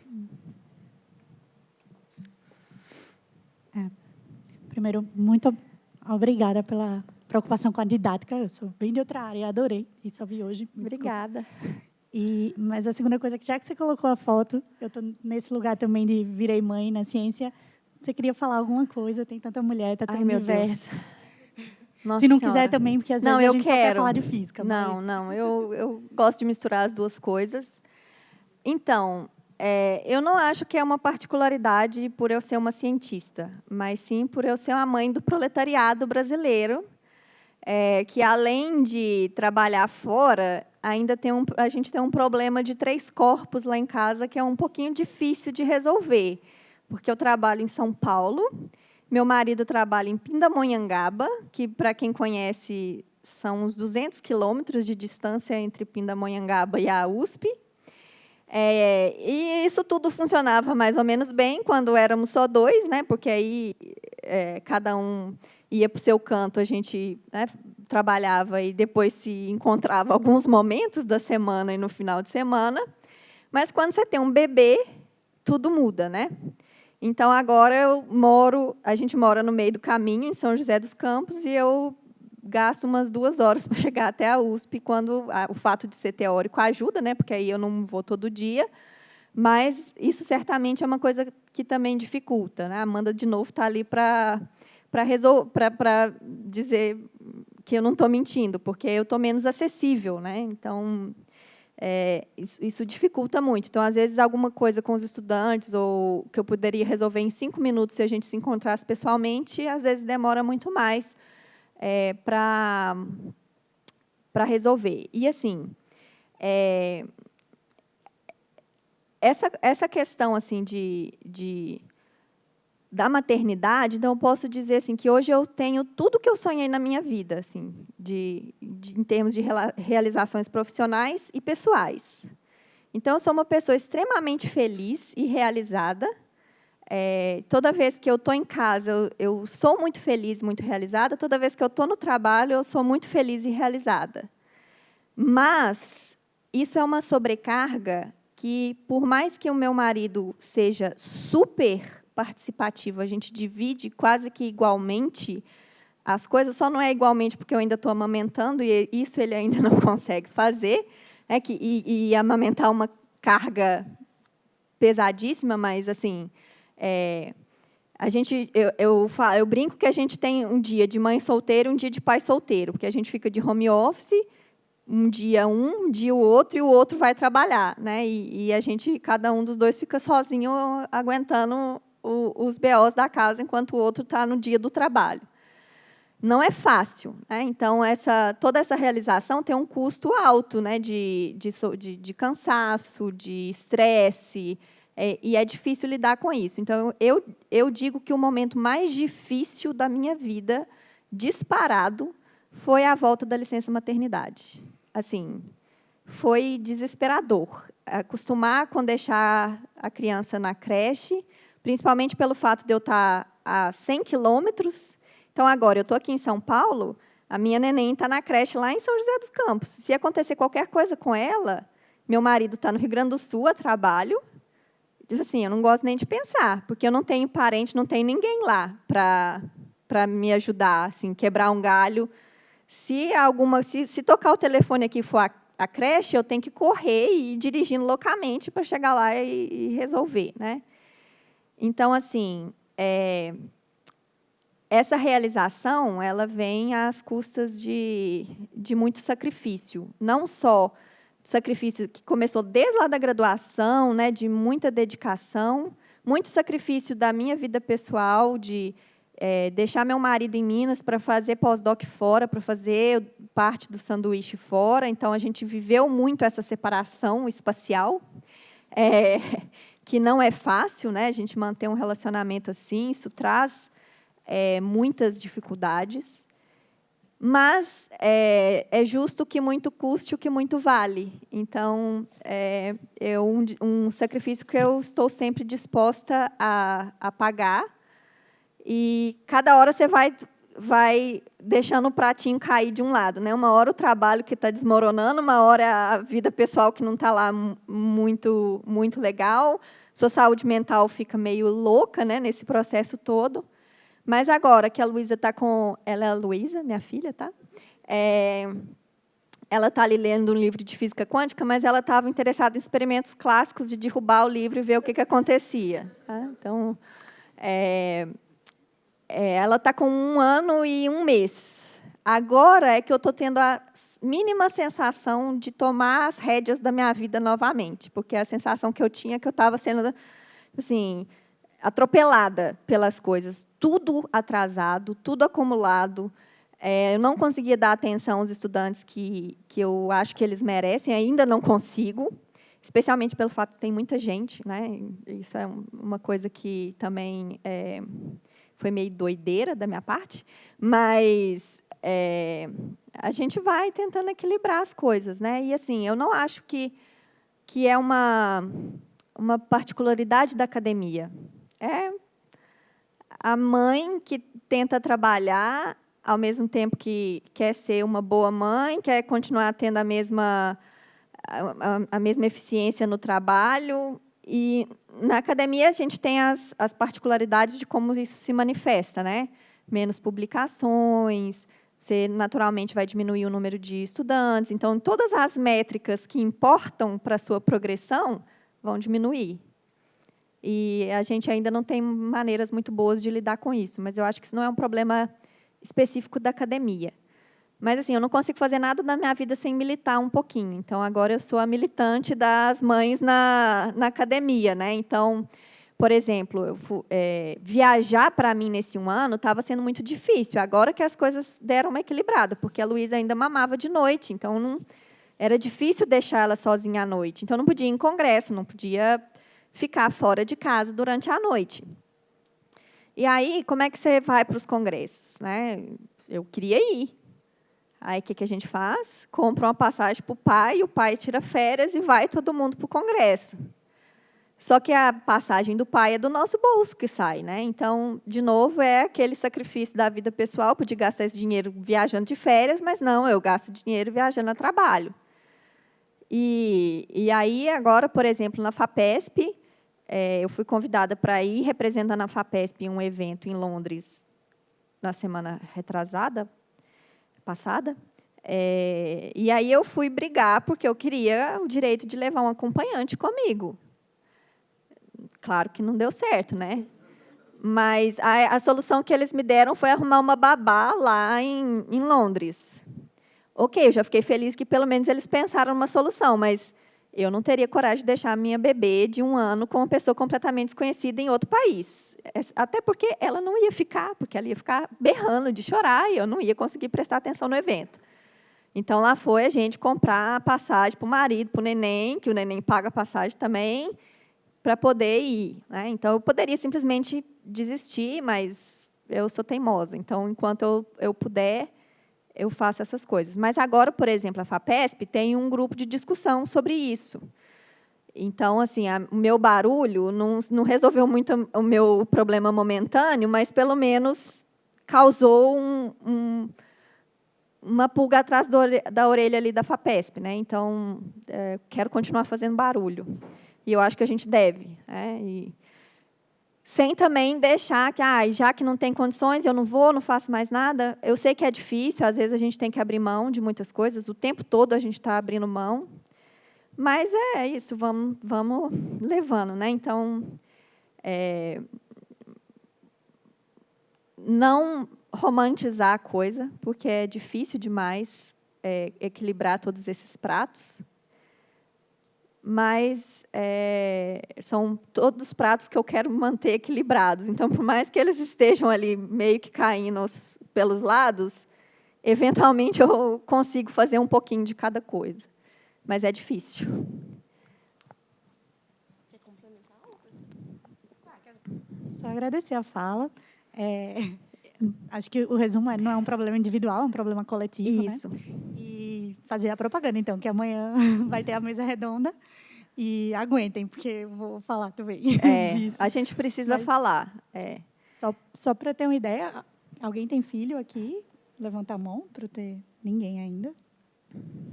Pois é. Mas, então, quem tem, talvez não tenha conseguido chegar, né? Não está aqui. Para a gente pensar um pouco. Existem... De novo, né? A gente já está passando o horário, mas essa discussão eu não consigo... Não, fica à vontade. Não consigo super falar importante. pouco. A gente tem 2 efeitos que são igualmente nocivos, eu acho.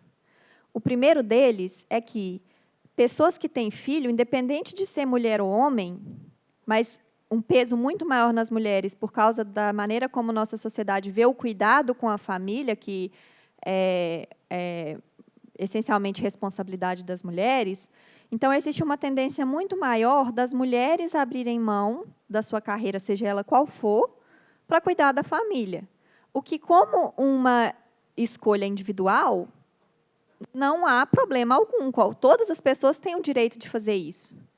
Mas o problema é que, quando a gente vê a estatística, por que são só as mulheres que fazem isso? E não tem, às vezes é a mulher, às vezes é o homem, às vezes é a mulher, às vezes é o homem, ou por uma quantidade de tempo é um, por outro tempo é o outro. Então, como uma decisão individual, está tudo certo. Mas, quando você pega a estatística e vê que são só as mulheres, isso é um problema.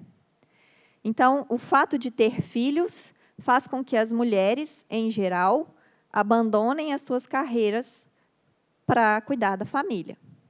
E isso, como uma coisa coletiva, é problemático. Por exemplo, antes de vir para São Paulo, eu morava numa cidade chamada Ouro Branco, que é uma cidade de 30 mil habitantes, perto de Ouro Preto, em Minas Gerais. Lá tem a maior usina da Gerdau. Quem não conhece, a Gerdau é uma empresa de aço, de siderurgia, que tem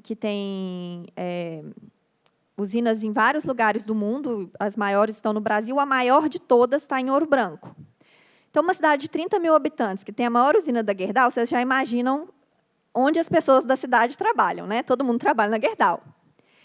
E o perfil das pessoas que moravam lá perto de mim, primeiro eu trabalhava na UFOP, então eu ia de Ouro Branco para Ouro Preto todo dia, e depois eu transferi para um campus que tinha em Ouro Branco, então uma boa parte eu trabalhei em Ouro Branco também. O perfil das mulheres que moravam lá, as minhas vizinhas, era isso. O marido era engenheiro, trabalhava na Gerdau, e a mulher tinha desistido, não trabalhava mais, porque na cidade não tinha muita oferta de emprego. Em geral, o homem ganha mais, então era melhor o homem continuar trabalhando e a mulher abrir mão do seu emprego para poder ir para Ouro Branco, para o cara assumir o emprego na Gerdau. Esse era o perfil. Eu era uma das pouquíssimas esposas dos caras da Gerdau que trabalhava. Então, eu me sentia até um pouco deslocada, assim, sabe, naquele mundo ali, né?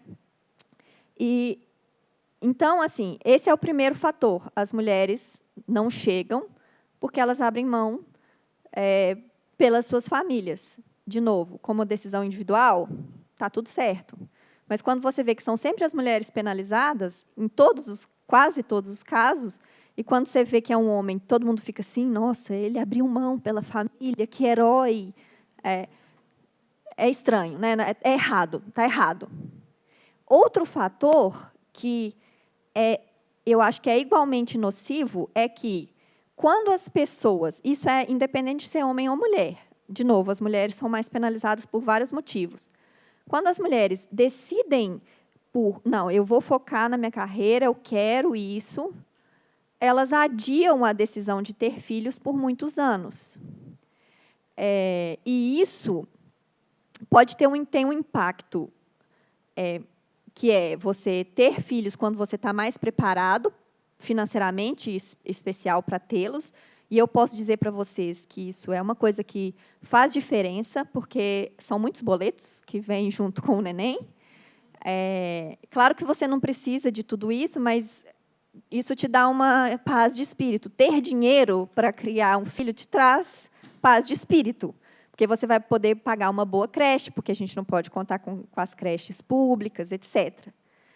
Então, você tem, por um lado, mulheres desistindo da carreira para ter filho, e, do outro lado, as mulheres que priorizam a carreira e acabam ou desistindo completamente da maternidade ou optando pela maternidade num estágio mais avançado. E isso eu acho que na academia é diferente do resto, por causa da maneira como é construída a carreira acadêmica, que é essa história de pós-doc, pinga aqui, 1 ano aqui, 2 anos ali, viaja, não sei o quê, seu marido está lá do outro lado do planeta. Você não consegue ter filhos numa situação de insegurança como essa. E aí, quando você vai ter um emprego estável, e aí começar a pensar em ter filhos, você está lá perto dos 40, que foi o que aconteceu mais ou menos comigo. Só que tem uma coisa que não importa o quanto a gente evolui como sociedade, que essa aí ainda não mudou, que a fertilidade feminina tem um prazo de validade. E aí, quando você decide ter filhos, é mais difícil, porque você está mais velha, e isso não adianta. É a biologia, e é assim que funciona. Então, no meu caso, por exemplo, eu gastei 7 anos e muito dinheiro para conseguir ter aquela neném ali, porque eu tive que lidar com a infertilidade e fazer um tratamento de reprodução assistida para conseguir engravidar. E, por causa disso, a idade é uma coisa que influenciou muito nisso, porque quanto mais velha é a mulher, menor é a probabilidade desse tratamento de reprodução assistida dar certo. Então, assim, depois dos 37 anos, cai exponencialmente. Então, olha só, como que você fica, né, preso ali naquele dilema? É muito difícil. E aí, nesse sentido, eu acho que a academia é mais cruel. Porque, por exemplo, quem aqui tem amigo que é engenheiro, né? Quando você está saindo da graduação, seus amigos engenheiros estão saindo da graduação, te dá uma depressão, né? Porque aí você está indo lá para a bolsa de mestrado morrer de fome, essencialmente, especialmente para quem mora em São Paulo, enquanto seus amigos estão arrumando empregos minimamente estáveis que pagam bem, né? Pode não ser um super salário, mas que te dão uma estabilidade para você formar uma família, etc. Então, assim, eu acho que tem vários problemas que são nossos como sociedade em geral, mas tem um problema que eu acho que é da academia em especial, que é o que a gente faz com as pessoas que estão saindo, com os estudantes que estão saindo, mestrandos e doutorandos. Esse esquema de pós-doc, pinga-pinga, cada dia num lugar, isso precisa acabar.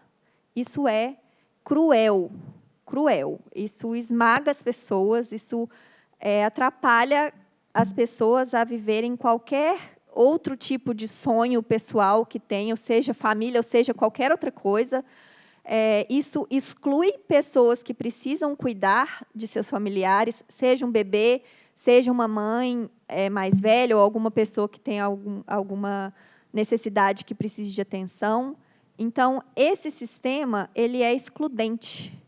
E eu tenho uma amiga que trabalha na França que ela fala sempre assim, que me dá uma tristeza, mas eu não consigo discordar. Que ela fala assim, science is for the single bachelor. Que é o cara que quer explorar o mundo, quer viajar o mundo, não tem nem um passarinho para dar água. Esse cara vai se dar muito melhor na academia do que uma pessoa que, como eu, por exemplo, tem uma família desde o início do doutorado. Eu tenho restrições de viajar, de sair para outros lugares, que outras pessoas não têm. E por que isso é tão crucial? E não simplesmente a minha capacidade de fazer boa ciência? Todo mundo com fome, né? Desculpa. Mas, nessa linha, uma coisa a se pensar, por isso que a gente tem que ocupar os espaços e por isso que a gente tem que estar fazendo as políticas públicas ou as políticas de tudo, porque é isso, né? Enquanto for quem está fazendo o single bachelor do futuro, ele, né? Ele nem vai pensar nos problemas de, sei lá, de ser uma pessoa negra, que talvez a gente discutindo aqui nem está levando em conta, de ser uma pessoa talvez com condições econômicas, né? Desde antes não conseguiu nem chegar na graduação, né? Talvez e especialmente mães e assim também complementando. Mas também os engenheiros que estavam ganhando mais, a gente pensa nos amigos homens engenheiros, mas as mulheres, pelo menos as minhas, foram demitidas depois da licença maternidade. Então, pelo menos no concurso público, isso a gente está... Então, de novo, né? Quando eu vou falar para vocês isso, assim, de uma posição de muito privilégio, né? Porque agora eu tenho um emprego estável numa excelente instituição. Então, eu já estou falando depois que o problema foi resolvido, depois que eu já passei todos os BOs que vocês vão passar daqui a pouco, né? E tive sucesso nisso, né? Agora, eu olho para os meus amigos engenheiros, inclusive meu marido, para as minhas amigas engenheiras, eu não tenho nenhuma inveja deles, porque também tem a sua crueldade ali dentro, né? Então, esse modelo no qual a gente vive é uma máquina de moer gente. Cada linha ali moe de um jeito. A academia, a gente sofre nesse estágio que vocês estão, nessa transição de estudante para ter um emprego permanente. Mas meu marido, os meus amigos são engenheiros, minhas amigas engenheiras, sofrem de outras maneiras, né? A gente não passa ileso, assim, não tem nossa, ali eu estou tranquilo. Não, a gente está sempre na batalha, né? E aí tem todas essas discussões. Mas essa questão de ocupar os espaços políticos, seja as posições de decisão da FAPESP, por exemplo, as posições de decisão da universidade, são essenciais.